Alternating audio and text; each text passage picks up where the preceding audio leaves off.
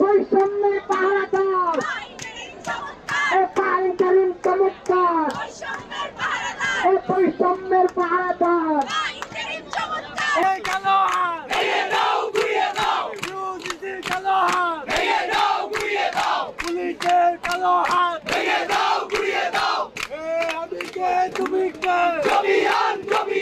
Campus আমার অধিকার।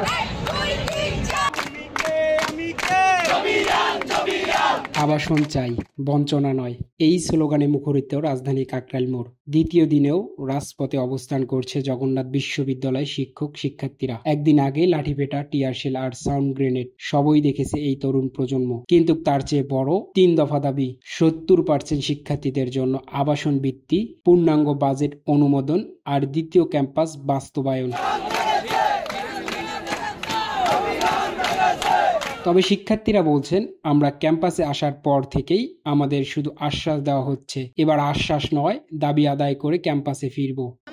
আমরা ক্যাম্পাসে আসার পর থেকে প্রায় প্রতিনিয়তই আমাদেরকে মূলা ঝুলানো দেখানো হইতেছে, বারবারই বলতে হইতেছে, আশ্বাস দিতেছে যে আমাদের কাজ হবে, দ্বিতীয় ক্যাম্পাস তৈরি হবে, তারপর হল দিবে, ভাতা দিবে, কিন্তু এগুলো কিছুই হইতেছে না।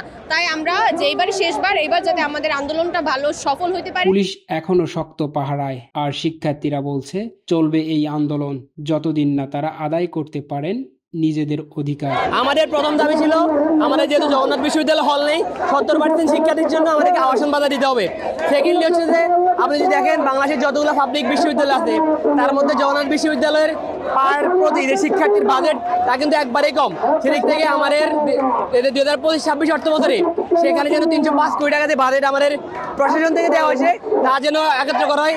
এবং থার্ড যেটা আমরা জানি যে একনেক থেকে যে 5-6টা প্রকল্প হচ্ছে যে অগ্রাধিকার ভিত্তিতে দেওয়া হয়, সেখানে আমাদের জগন্নাথ বিশ্ববিদ্যালয়কে যেন যে এই যে সেকেন্ড ক্যাম্পাসের কাজটা আমাদের সেনাবাহিনী হাতে দেওয়া হয়েছে তা যেন একনেকে অন্তর্ভুক্ত করা হয়। আমাদের কারণগুলো মেনে নেওয়া হচ্ছে না দেখে আমরা যমুনায় আসছি। এবার আমাদের কারণ এখনো মানা হচ্ছে না।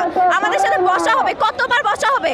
একটুখানি একটা ক্যাম্পাস, এই ক্যাম্পাসে এতজন স্টুডেন্টদের কি আসলে কোনো ধরনের অধিকার নাই?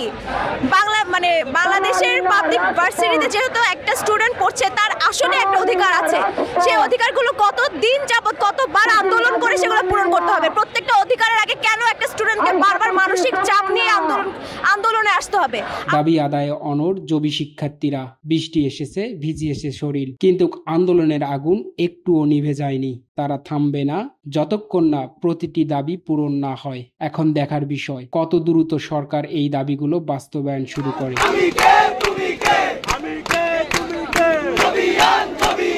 মনিরুল ইসলাম, টাইম নিউজ, ঢাকা।